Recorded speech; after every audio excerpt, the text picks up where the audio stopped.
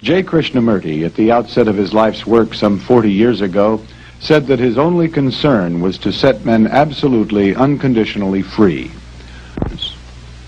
Krishnamurti began to speak along his present lines in 1929, when he repudiated all connections with organized religions and ideologies. Since that time, Krishnamurti has continued to travel the world, speaking, discussing, and writing. He is the author of many books, among them The Awakening of Intelligence, The Urgency of Change, Freedom from the Known, and The Flight of the Eagle. This is the second in a series of 4 talks given at San Diego State University. One has to be serious. It's only those who are really vitally serious can live properly, can live a life that's complete and whole. And that seriousness doesn't exclude joy, enjoyment. But as long as there is fear, one cannot possibly be serious or enjoy or know what it means to have great joy. And fear seems to be one of the most common things in life. And strangely, we have accepted it as a way of life, as we have accepted violence in all its various forms as a way of life.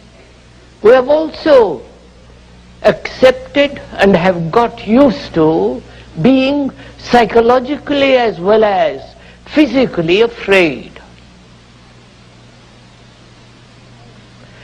And this evening, if we can, we should go into this question.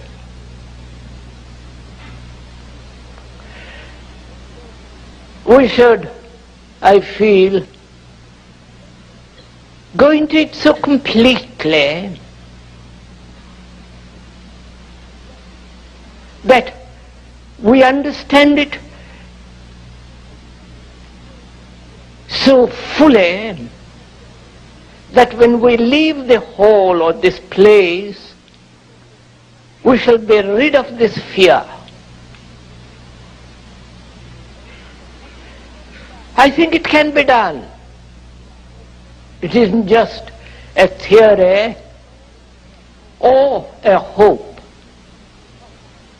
But if one gives, as we shall presently, complete attention to this question of fear, I'm quite sure that in exploring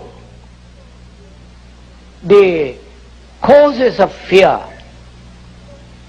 and also how to approach it, how to look at it, how to completely end it, so that our mind, the human mind that has suffered so much, that has endured so much pain, that has lived with great sorrow and fear, such a mind can completely be free of this thing called fear.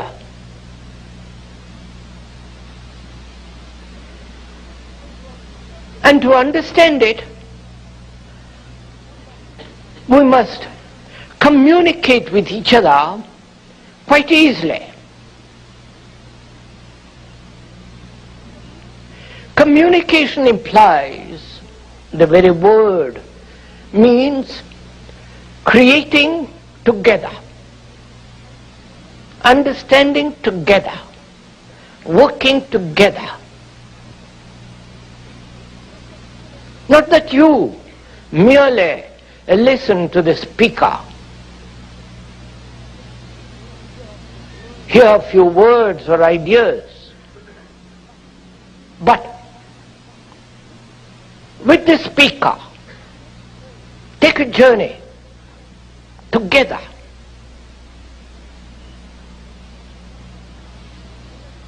And understand this very complex problem of fear. And to communicate, to take this journey together implies neither acceptance nor denial.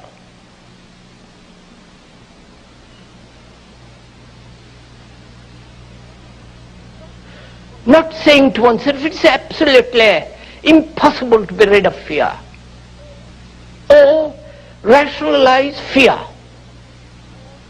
or accept it.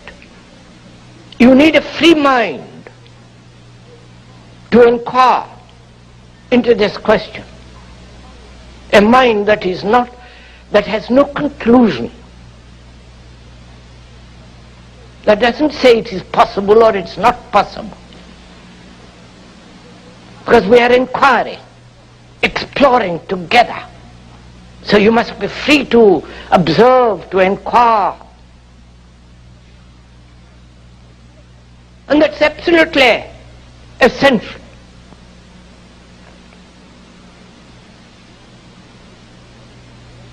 So that one has no prejudice to find out, prejudice which will prevent from the understanding of the truth of what is. You see, there are so many forms of fear, both physical as well as psychological, psychosomatic fears.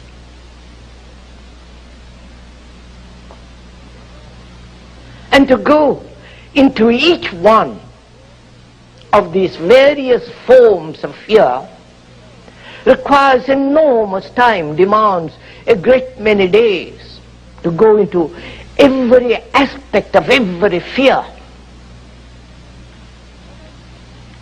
But I think one can observe the quality of fear, the general fear, not a particular fear.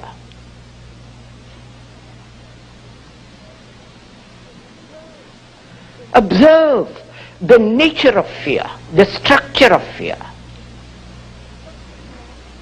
Not get lost in a detail or in a particular form of one's own fear.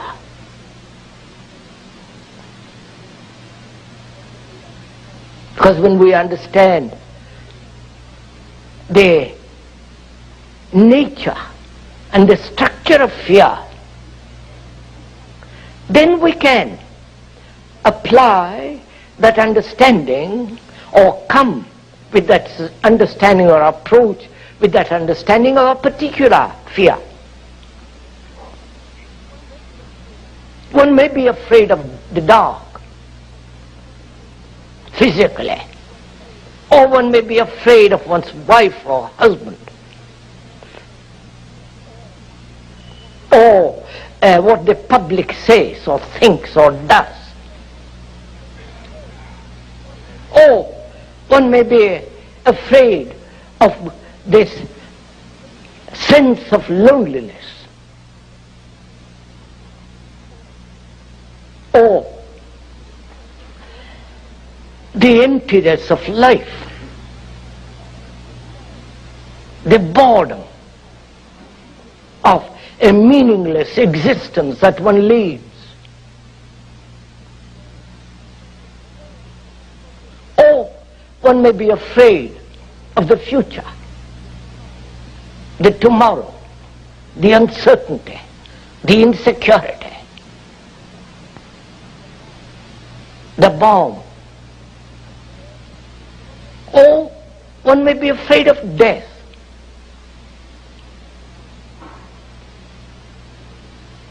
The ending of one's life. So there are various forms of fear. Neurotic as well as sane, rational fears. If fear can ever be rational or sane. But most of us, apparently, are neurotically afraid of both the past, of today, and of tomorrow. The things that one has done in the past, or the ill health that one has had in the past with all its pain and agony, and not wanting it repeated. And is one afraid of that tomorrow? One is afraid of time. Growing old, getting senile, depending on another. So there is fear of time,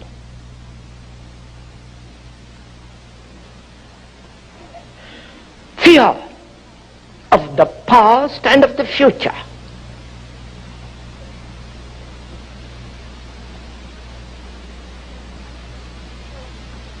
And this fear of loneliness, of death, of public opinion, of not conforming, not being able to succeed, not being able to fulfill, not being somebody in this stupid world, and so on. And there are so many fears. Not only conscious fears, fears that one is aware of, but also there are fears deep down, undiscovered, unexplored, in the deep recesses of one's own mind.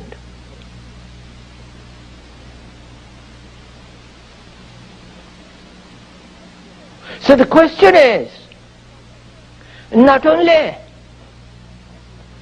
how to deal with the conscious fears as well as those that are hidden, the fear of time,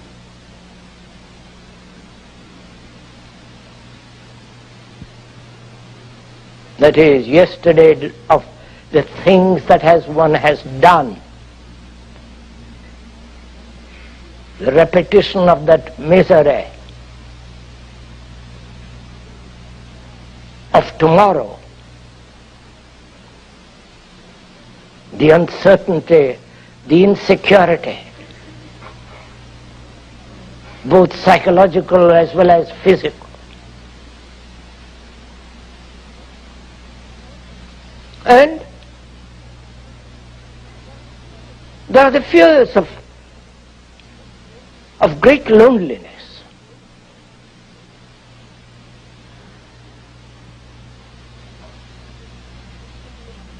And the escape from that loneliness. Surely, fear is a movement away from what is.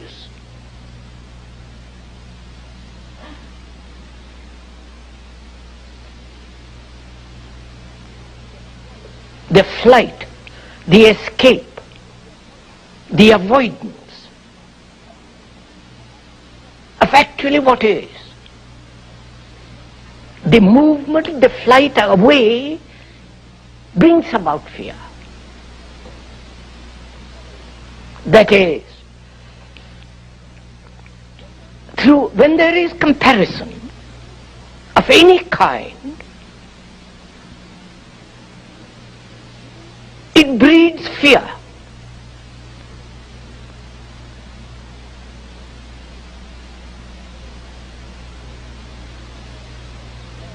Comparing oneself with another whom you think is greater, wiser, nobler, etc., etc. And the comparison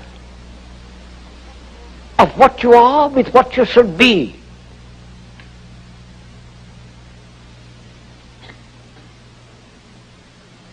So, fear is a movement away from the actual, the what is. The movement, not the object to which you escape.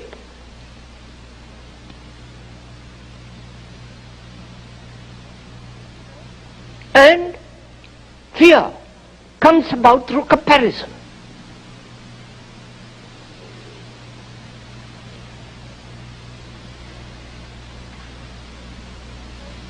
And there is the fear deeply hidden in oneself, of which one is not aware.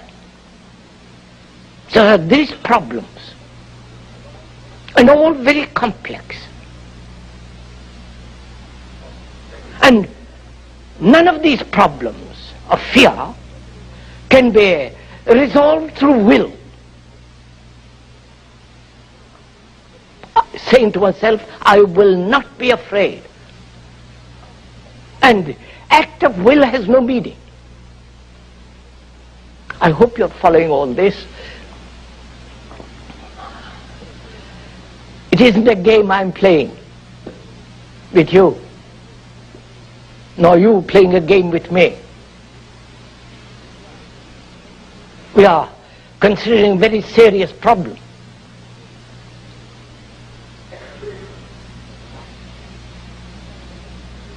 Therefore you have to give your attention to it. And you cannot give attention if you are interpreting or translating or comparing with what is being said with what you already know.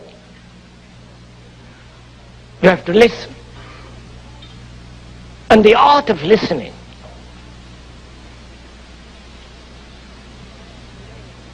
one has to learn. Because one doesn't listen at all. One is always comparing, evaluating, judging, denying. Therefore you prevent yourself from actually listening. To listen so completely to another implies that you give your whole attention. Which doesn't mean you agree or disagree. Because there is no agreement or disagreement when we are exploring together. Only the microscope through which you look may be dull, may not be clear. So if you have a precision instrument, then what you see is what another will also see. Therefore there is no question of agreement or disagreement or denial. So we are trying to examine this whole question of fear. So you'll have to give your attention because it's your life. Because fear deadens the mind, makes the mind insensitive, dull. How can a mind that's afraid love? A mind that depends, what can it know of joy except fear?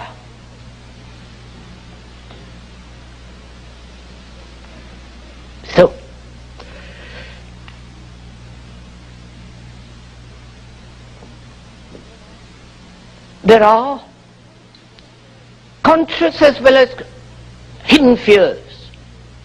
How do you first inquire? How do you expose those hidden fears? And when you do expose them, how will you be free of them? How can the mind be free of them? That's the first question. Please do follow this.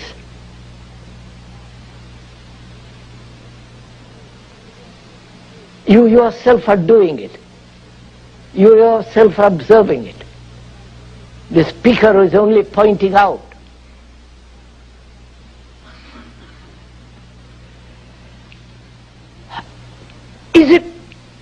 How does it happen that the hidden fears are opened, exposed? One can know the conscious fears, and how to deal with them will come presently. But there are the hidden fears, perhaps much more important. So how will you deal with them? How will you expose them? Would you permit me to take my coat off? You don't mind? So we are considering how the deep layers of fears hidden can be exposed. Can they be exposed through analysis?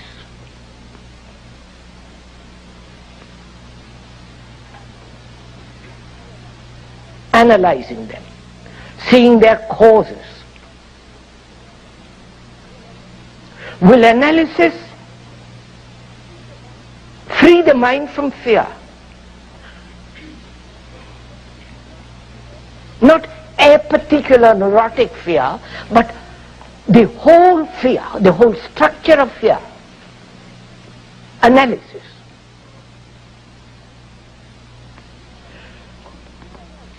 In analysis is implied not only time, taking many days, years, whole of one's life. At the end of it, perhaps you may understand little, but you are ready for the grave. And also, in analysis implies the analyzer. Who is the analyzer? Is he the professional, the expert, who has a degree, going to analyze your deep, hidden fears? And he will also take time.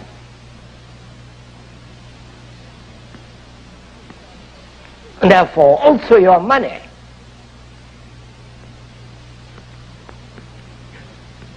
So analysis implies the analyzer, who is the censor, who is the result of many forms of conditioning, and he is going to analyze the fear which he himself has created. Right? I hope you're following all this. Because our intention is that when you do leave this rather warm hall, that you no longer have any form of fear. It can be done.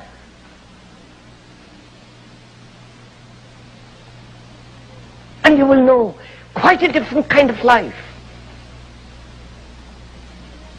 You will know what tremendous joy is.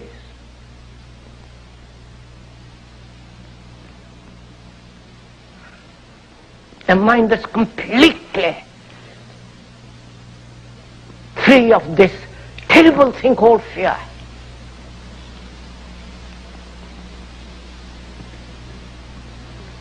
And to be free of that, you have to, we together are going to walk together. You're going to work as hard as the speaker is working.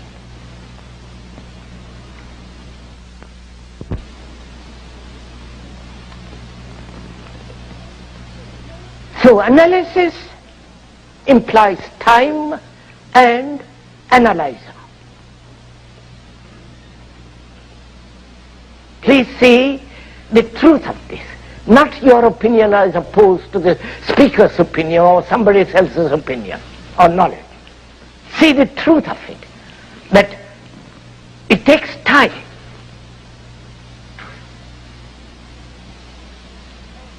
And the interval between that which you are analyzing and the ending of that will involve time and therefore many other factors which to give it a different direction. The analyzer is a fragment among many other fragments which go to make up the me, the I, the ego. So he becomes the analyzer, assumes the authority of the analyzer. And his analysis must be complete each time. Otherwise, what's the point of analysis at all?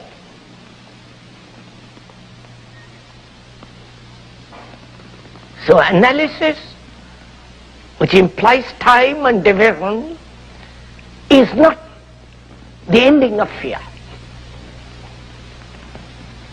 Is this somewhat clear?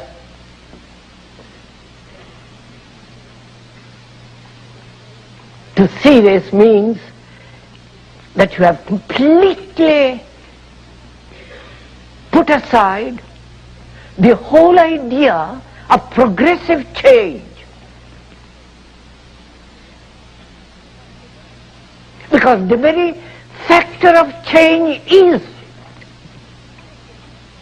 one of the major causes of fear.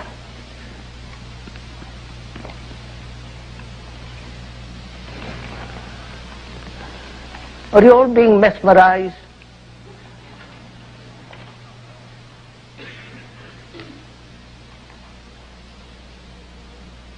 Because to me, to the speaker, this is a very important thing, therefore he feels very strongly.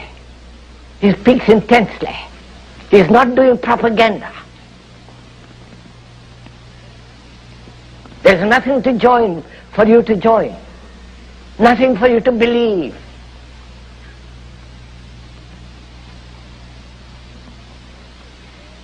But to observe and learn and be free of this fear. So, analysis is not the way.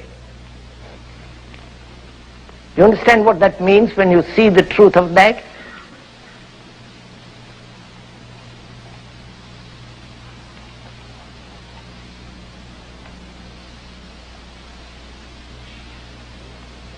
It means that you are no longer thinking in terms of the analyzer, who is going to examine, who is going to analyze, who is going to judge, evaluate. Therefore, your mind is free of a particular burden called analysis. Therefore, it's capable of looking directly.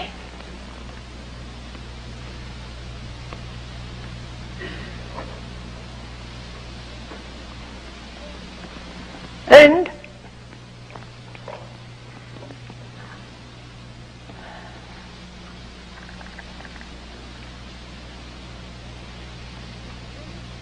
if analysis is not the way and therefore false,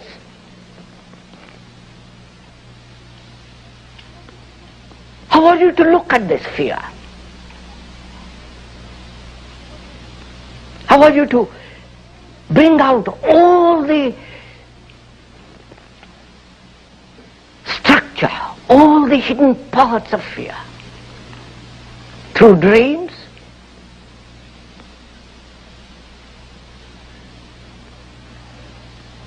dreams are the continuation of waking hours through sleep, aren't they?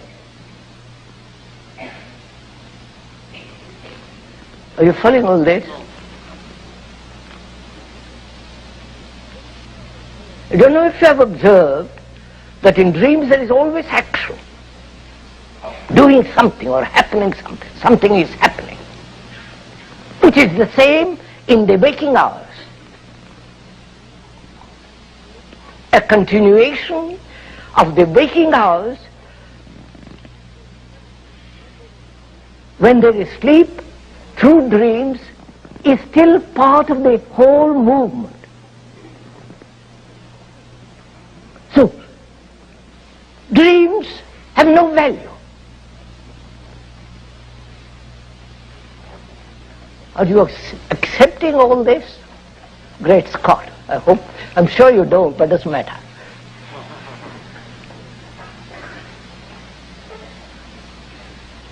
Because you see what is happening? We are eliminating the things to which you are accustomed. Analysis, dreams, will, time. So that when you eliminate, the mind becomes extraordinarily sensitive.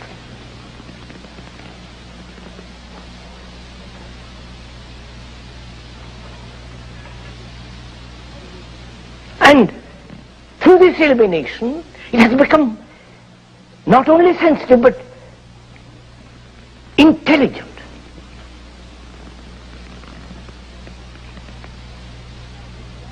Now with that sensitivity and intelligence, we're going to look at fear, right?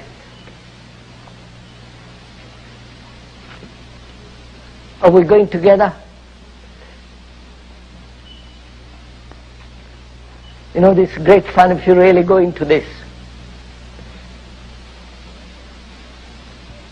Because then you turn away, you turn your back on the whole of the social structure in which time, analysis, will is in operation.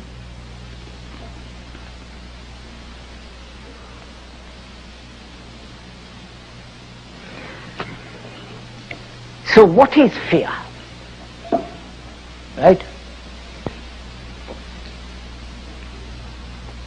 What is fear? How does it come? Fear is always in relation to something. It doesn't exist by itself. In relation to something that is permanent, to another thing that's also permanent.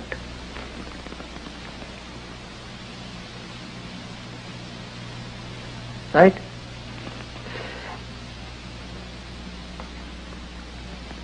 There is fear of what happened yesterday,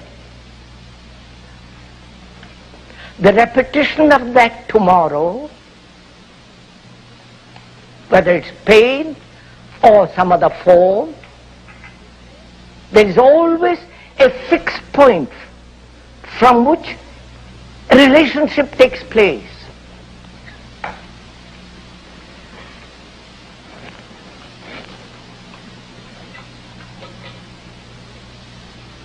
We'll go into that a little while, in a minute. So as we were saying, fear exists only in relationship with some other thing.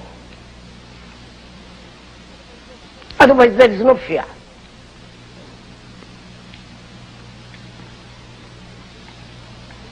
Related to the past,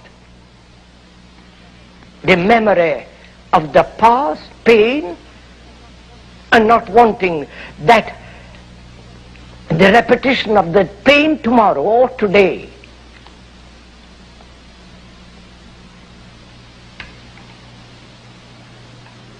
relation to something that has happened.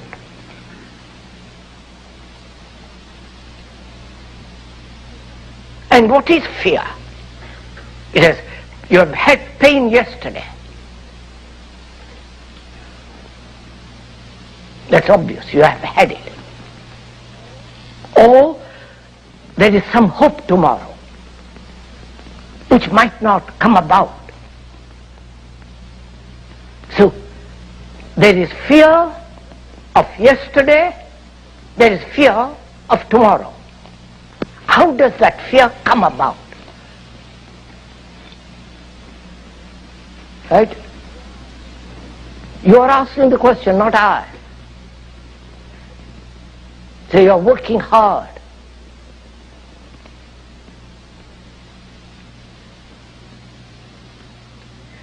I've had pain yesterday, obviously. And there is the memory of it, and not wanting it again tomorrow. How does fear come into this? Thinking about the pain of yesterday, thinking the memory of yesterday's pain projects the fear of tomorrow, of having pain again tomorrow. So thought brings about fear, right? No? You're following this?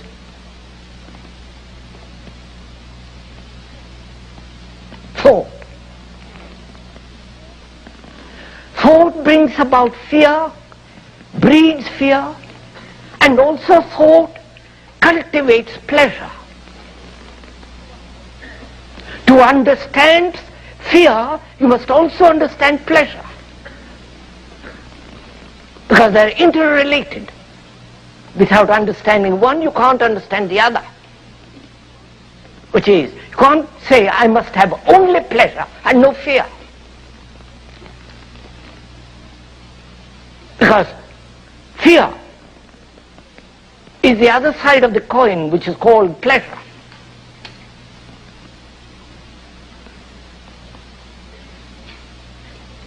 Right? We are following each other. So, there was pleasure yesterday, sexual or different kinds of pleasures. You think about it. The image, chew the cud of pleasure, which is thinking about it. And you may not have it tomorrow. So thought engenders fear. Right? I think that's fairly clear, isn't it?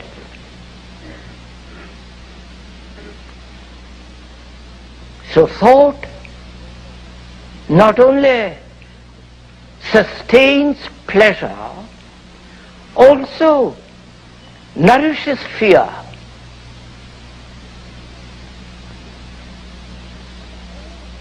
And thought has separated itself as the analyzer. The thing to be analyzed is also part of thought.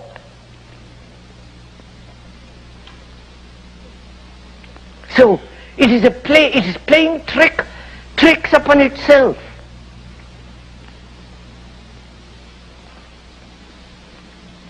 So then the question is,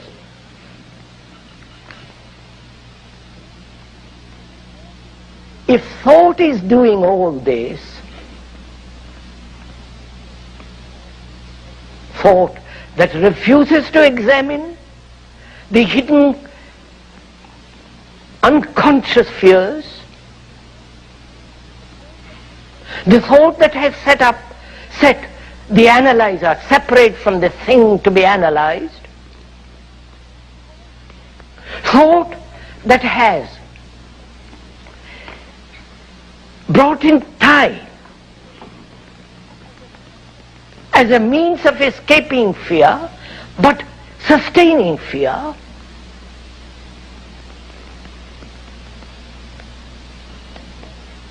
and thought also nourishing pleasure,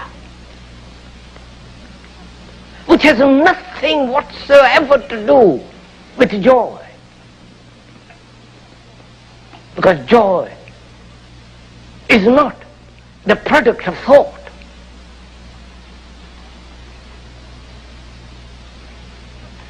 It is not pleasure. You can cultivate pleasure. You can think about it endlessly and derive great pleasure. But you can't do that with joy. The moment you do that, it has gone. It's become something from which you derive pleasure, and therefore which you are afraid to lose.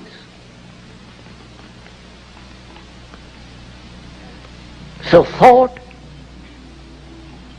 is responsible for both pleasure, pain, fear.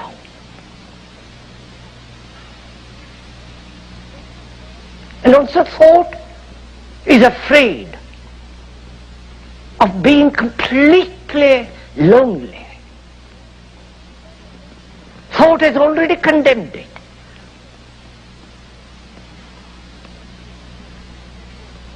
And so thought invents a way of escaping from that loneliness through various forms of religious entertainments or cultural something or other.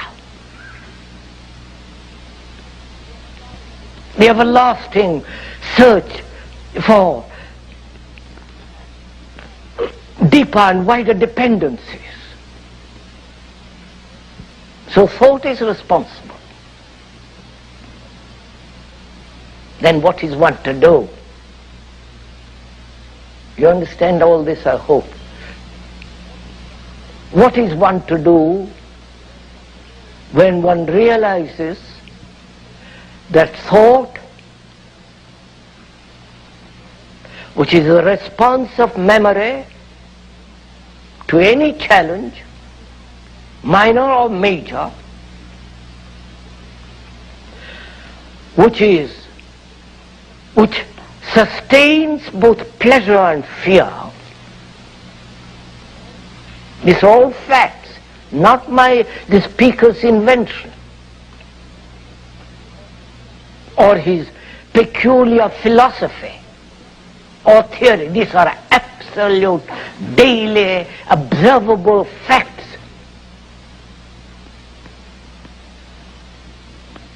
Then the next question is, what is one to do?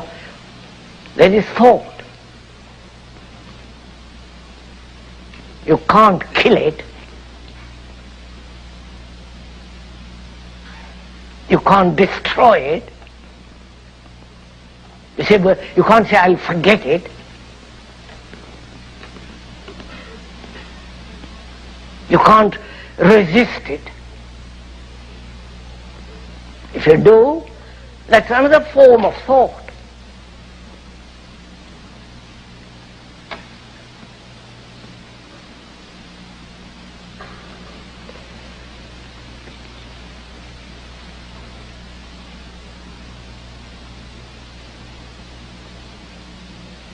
Thought is the response of memory.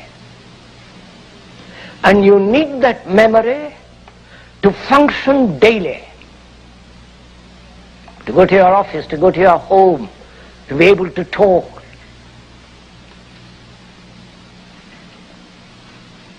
That memory is the storehouse of your technological knowledge.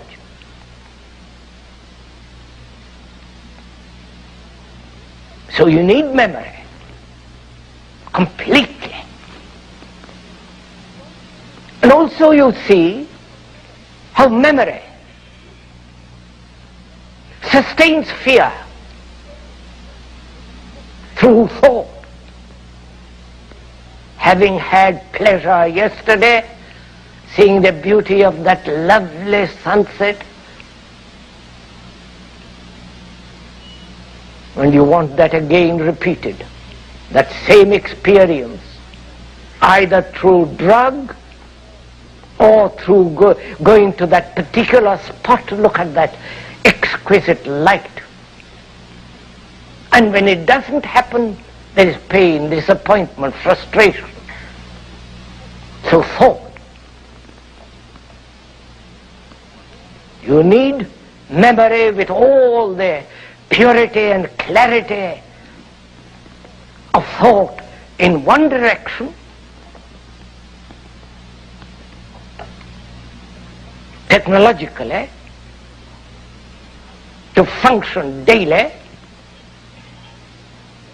to earn a livelihood and so on. And also, you see, there is the fact that thought also breeds fear.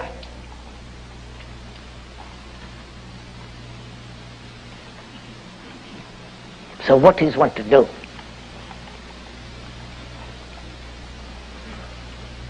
What is the mind to do? You have understood the question? Is it clear? You are putting the question to yourself. I am not putting the question to you.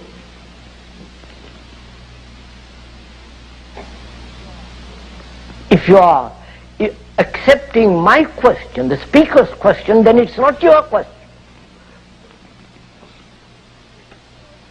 If it is your question, and which it must be after this examination, if it is not, you're asleep. If it is your own, then how will you answer it?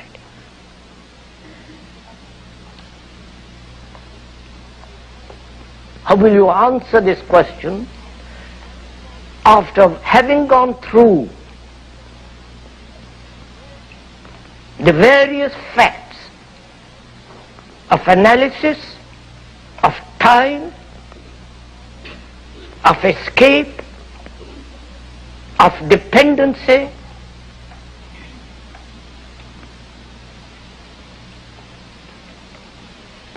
see that a movement away from what is fear. The movement itself is fear. After observing all that, seeing the truth of all that, not opinion, not your casual judgment,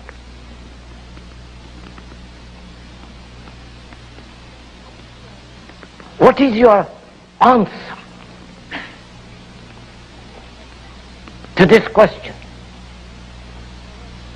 That thought must function most efficiently, sanely, and yet that very thought becomes a danger, because it breeds fear.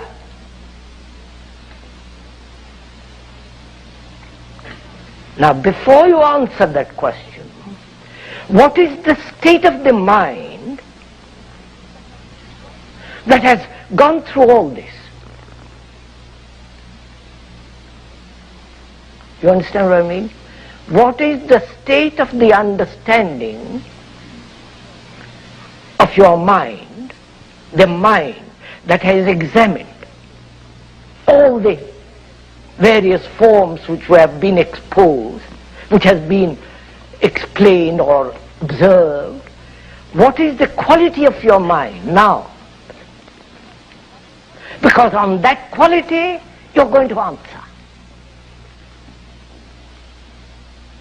Right?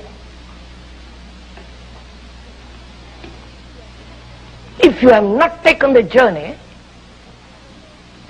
you have no answer. But if you have actually taken the journey step by step and gone into everything that we have discussed, then your mind, you will see, has become extraordinarily intelligent, alive, sensitive, because they've thrown off all the burdens that it has accumulated.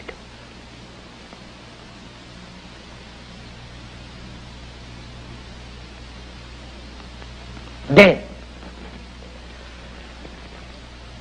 the question is, how do you observe this whole process of thinking?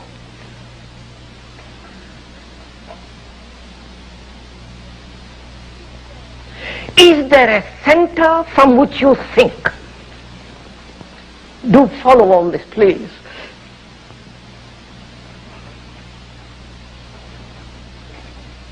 The center being as the censor, the one who judges, evaluates, condemns, justifies. Do you still think from that center, or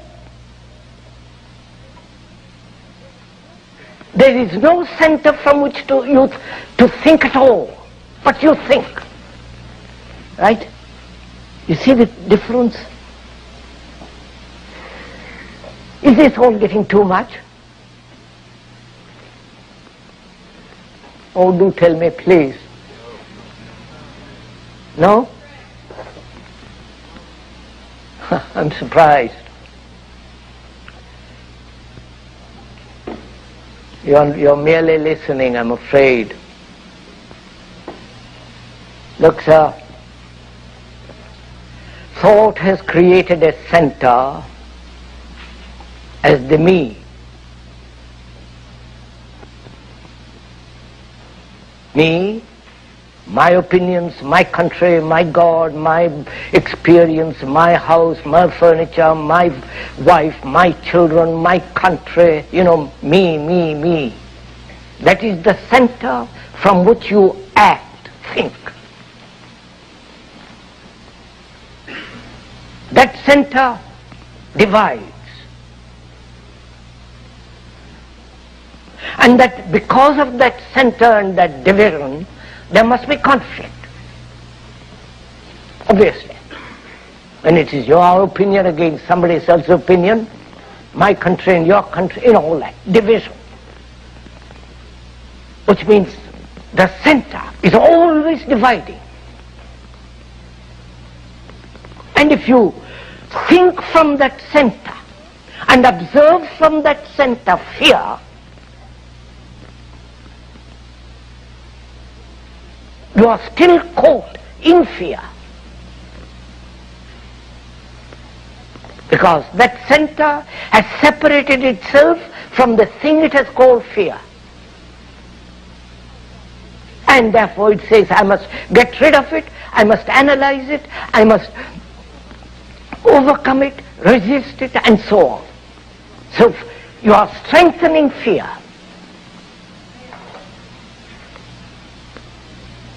So can the mind look at fear,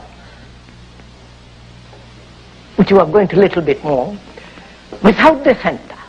Can you look at that fear without naming it? Because the moment you say fear, it is already in the past, because you have named it. You're following all this? Because the moment you name something, don't you divide it? The white and the black and the brown and the communist, and don't you?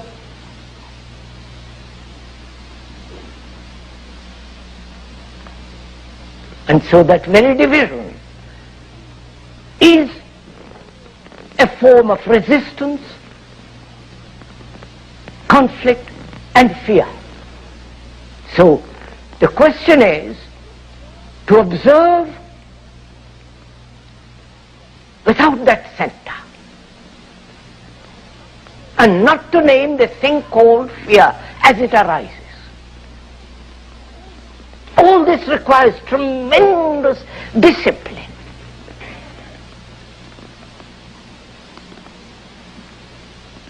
You know, the word discipline means to learn.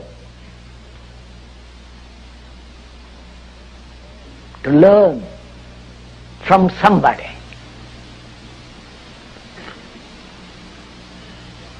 You're not learning from the speaker. You're learning from yourself. And to observe all this very closely, with care, which means with affection and attention, then the mind is looking without the division as a center to which it has been accustomed to. Therefore there is an ending of fear, both the hidden and the open. If you haven't done it this evening, don't take it home and think about it.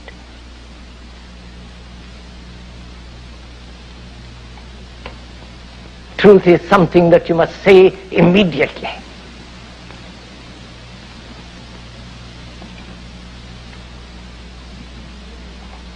And to say something clearly and immediately, you must give your heart and your mind and your whole being